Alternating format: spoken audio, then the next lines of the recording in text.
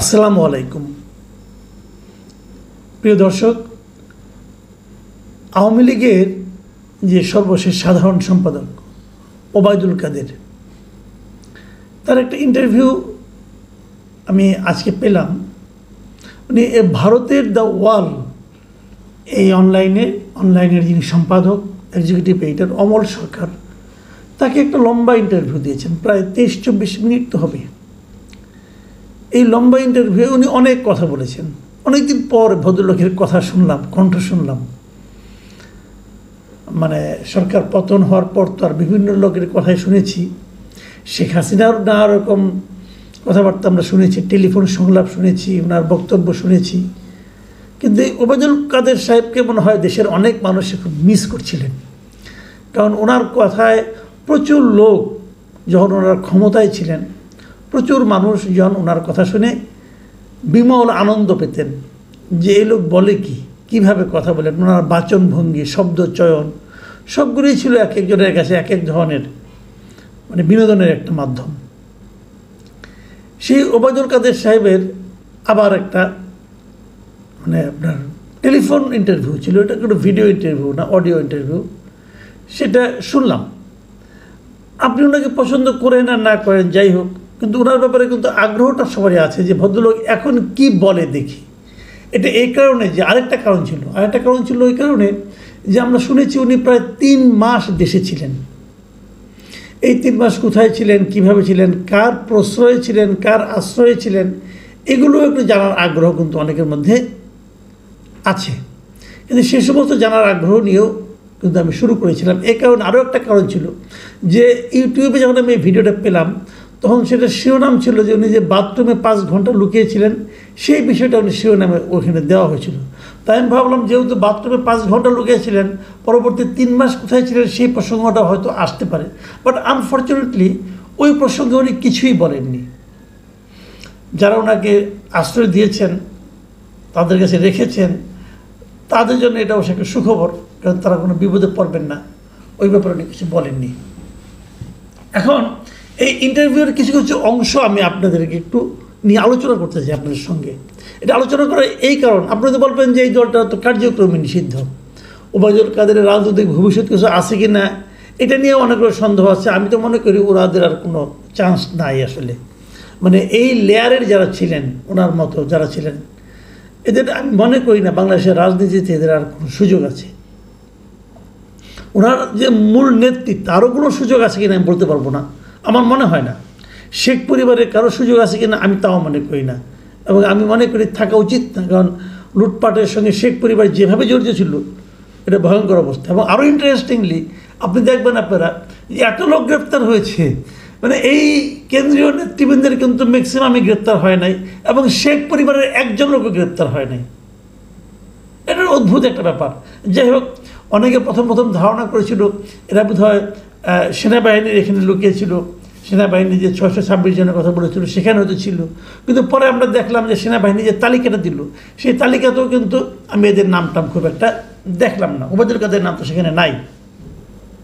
যাও, আমি এবার ইন্টারভিউটা নিয়ে আসি। ইন্টারভিউতে বেশিক্ষণ বলা যাবে না, আমি সংক্ষেপে যতটুকু পারি কয়েকটা ঘটনা সম্পর্কে আলোচনা করি। প্রথমেই উনি একটা গল্প বলেছেন, আমার কাছে গল্পটা খুবই হাস্যকর ঠেকেছে। গল্পটা হলো উনি বলেছেন যে উনি ওনার যে বাসভবন আছে তার পাশে একটা বাসায় লুকিয়েছিলেন, তারপরে সেখানে কয়েকজন ছেলেরা গিয়েছিলেন, উনি এবং ওনার স্ত্রী বাথরুমে লুকিয়েছিলেন। ছেলেরা তাকে দেখে প্রথম নাকি তারা আক্রমণাত্মক ছিল, তারপর ওনাকে দেখে নাকি তারা নাকি অন্যরকম হয়ে গেল, এবং তারা তাকে চিনল।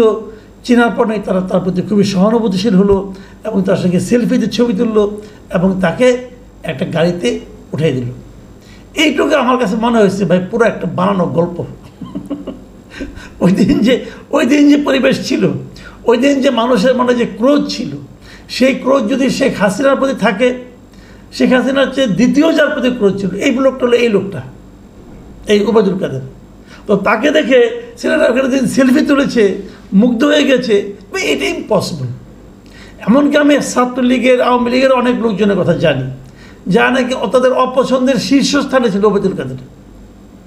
তো 1-2 তাকে ভালোবাসতে পারে, কোনো সমস্যা নাই, কিন্তু 7 জনের মধ্যে 7 জনই তাকে কিছু বলবে না। তাকে মাস্ক পরিয়ে তারপরে ওদের মতো পোশাক পরিয়ে নিয়ে যে বাইরে করে নিয়ে যে একটা ইজি বাইকে তুলে দেওয়ার পর দূরে কোথাও নিয়ে যাবে, দূরে কোথায় নিয়ে গেলো তার বলে নাই, সেটা উনি আর বললেন না। কোথায় ছিলেন, কী সমাচার, ভাই এত সহজ না।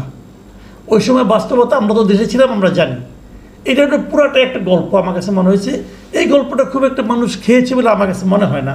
আমি কমেন্টও দুইজনকে দেখলাম, অনেকে কমেন্ট করেছেন, এটাকে তারা গল্প হিসেবেই অভিহিত করেছেন। তারপরে যেটা নাকি একটা ভয়ঙ্কর তথ্য, সেটা হলো গিয়া যে উনি বলেছেন উনি যে বাংলাদেশে 3 মাস ছিলেন, এই 3 মাসে নাকি ওনার একটা উদ্দেশ্য ছিল। সেই উদ্দেশ্যটা কি, যে ওখানে থেকে কিছু করা যায় কি না। ওই সময় বিভিন্ন শ্রমিক বিক্ষোভ হচ্ছিল, গার্মেন্টস শ্রমিকদের বিক্ষোভ হচ্ছিল, এইগুলি থেকে উনি ভেবেছেন যে কিছু করা যায় কিনা, মানে এই বিক্ষোভগুলিকে পুঁজি করে উনি হয়তো কিছু একটা করতে চেয়েছিলেন। কিন্তু সেটা পরে দেখলেন যে এটা আর হবে না, ওনার শারীরিক অবস্থাও খারাপ। তারপরে শেখ হাসিনার সঙ্গে যোগাযোগ করেছেন, তিনি নাকি বলেছেন যে তোমার তো শারীরিক অবস্থা খারাপ, তুমি বাইরে চলে আসো, এবং তারপরে উনি বাইরে চলে আসলেন। মানে বিষয়গুলোকে এত ইজিভাবে উনি দেখাচ্ছেন। তবে মতলব যে একটা ছিল, বোঝা গেছে যে ওই শ্রমিকদের অসন্তোষ, সেই অসন্তোষের পেছনে আবার ওনার ভূমিকা ছিল কিনা, অথবা ওনাদের কারো ভূমিকা ছিল কিনা, সেটা উনি আবার ক্লিয়ার করেন নাই। ওই শ্রমিক অসন্তোষটাকে কেন্দ্র করে উনি কিছু, মানে আরও বেশি কিছু একটা করার চেষ্টা করেছিলেন। মতলবটা খারাপ ছিল, বোঝার কোনো অসুবিধা নাই। তো সেই খারাপ মতলব নিয়ে উনি কয়েকদিন বসেছিলেন, তারপরে এক সময় দেশ ছেড়ে চলে গেলেন। 3 মাস পরে দেশ ছেড়ে যাওয়াটা এটা এত সহজ না ভাই। দেশ ছেড়ে পালাতে যেয়ে অনেকেই ধরা খেয়েছেন। উনি কীভাবে কোন সীমান্ত দিয়ে দেশ ছেড়ে পালালেন, এটা জানার খুব আগ্রহ ছিল, সেটা জানতে পারলাম না। এই দুইটা আগ্রহ আমার মেটেনি, উনি কীভাবে পালালেন। আর 2 নম্বরটা হলো কার আশ্রয়ে 3 মাস ছিলেন। আমি মনে করি সরকারের উচিত হবে এটাকে খুঁজে বের করা, যে কার আশ্রয়ে 3 মাস ছিলেন, এবং তাকেও সাজার আওতায় আনা। কেন তাকে আশ্রয় দিলেন এইভাবে? কারণ উনি তখন মামলার আসামি অলরেডি, কাজে এটা তো আর ঠিক হয়নি। উনি নিজের আত্মপক্ষ সমর্থন করেছেন, বলেছেন উনি কোনো মানে ভুল ত্রুটি ওনার থাকতে পারে, উনি বলেছেন ভুল ত্রুটি থাকতে পারে, তবে আমি কাজ করেছি, আমি কোনো চাঁদাবাজি করিনি, কমিশন খাইনি, পার্সেন্টেজ নেইনি। মানে আমার তো মনে হয় এগুলি সবগুলি 100-এর উপরে 150% মিথ্যা কথা। উনি চাঁদাবাজি করেননি, উনি পার্সেন্টেজ খান নাই, কোনো কিছু করেন নাই। ওনার হাতে 30 লাখ টাকা দামে ঘুরে আসে কোথেকে? তো 1-2টা না, অনেকগুলি ঘুরি। ওনার চাল চলন জীবনযাপন যা ছিল ওটা কি তার বেতনে কভার করে? হ্যাঁ, এগুলি মানুষের কী বোঝায় ভাই? আপাদমস্তক করাপ্ট একটা লোক, আপাদমস্তক করাপ্ট লোক। তিনি এখন বলতেছেন যে আমার যেটা ভুল ত্রুটি থাকতে পারে, কিন্তু আমি নির্দোষ ছিলাম। গুরুত্বপূর্ণ যে জায়গাটা, সেই জায়গাগুলো আমি দিয়ে আলোচনা শেষ করি। উনি এই যে একটা আন্দোলন হয়েছে, এই আন্দোলনটাকে উনি স্বীকারই করতে চান নাই। উনি ওনার এই বক্তব্যে আন্দোলনটাকে অভিহিত করেছেন একটা ষড়যন্ত্র হিসাবে। বলছেন এটা ছিল একটা লুটপাটের অভ্যুত্থান, এটা ছিল একটা ষড়যন্ত্র।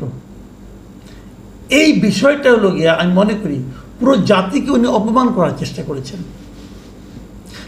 আমার ধারণা যে এই আন্দোলনটা, আমার বিবেচনায় এটা একটা স্বতঃস্ফূর্ত গণ অভ্যুত্থান ছিল, যাতে দেশের আপামর জনগণ জড়িত ছিল। দেশের আপামর জনগণের যে অংশগ্রহণে যে আন্দোলনটা হয়েছে, সেই আন্দোলনের ফল কি হয়েছে না হয়েছে সেটা কিন্তু আলোচনা করছি না আমি যে আন্দোলনটা ইটসেলফ, ওই সময় আন্দোলনটা ছিল একটা স্বতঃস্ফূর্ত জনগণের অংশগ্রহণমূলক আন্দোলন। সেই আন্দোলনকে উনি বলতে চাচ্ছেন এটা ছিল একটা ষড়যন্ত্রমূলক ঘটনা। এটা বলার মাধ্যমে এই লোকটা যে এখনও গণবিচ্ছিন্ন, এই লোকটা যে এখনও সাধারণ মানুষের সেন্টিমেন্টটাকে টাচ করতে পারে না, এরা যে কেউ পারে না আসলে, এটা আরও একবার প্রমাণ হলো। এই দলকে আগামীতে কে কীভাবে গ্রহণ করবে এটা বলা কঠিন। তবে আমি একটা কথা মাঝখানে বলে নেই, এই বাংলাদেশের না রাজনীতিটা বড় অদ্ভুত, আপনি মিলিয়ে নেবেন। যখন কোনো দল জিতে আসে ইলেকশনে, যখন কোনো সাধারণ মানুষ একটা দলকে সমর্থন করে অথবা ওই দলকে ভোট দেয়, আমার কি ধারণা জানেন? আমার ধারণা কেউ ওই দলটাকে ভালোবেসে ভোট দেয় না। মানুষ কী করে, কি অপর একটা দলকে ঘৃণা করে। ওই ঘৃণার ফল হিসাবে এই দলটা ভোট পায়। মানে এ দলকে যখন ঘৃণা করে তখন বি দল ভোট পায়, আবার যখন বি দলকে ঘৃণা করে তখন এ দল ভোট পায়। মানে এটা হলো নেগেটিভ ভোট।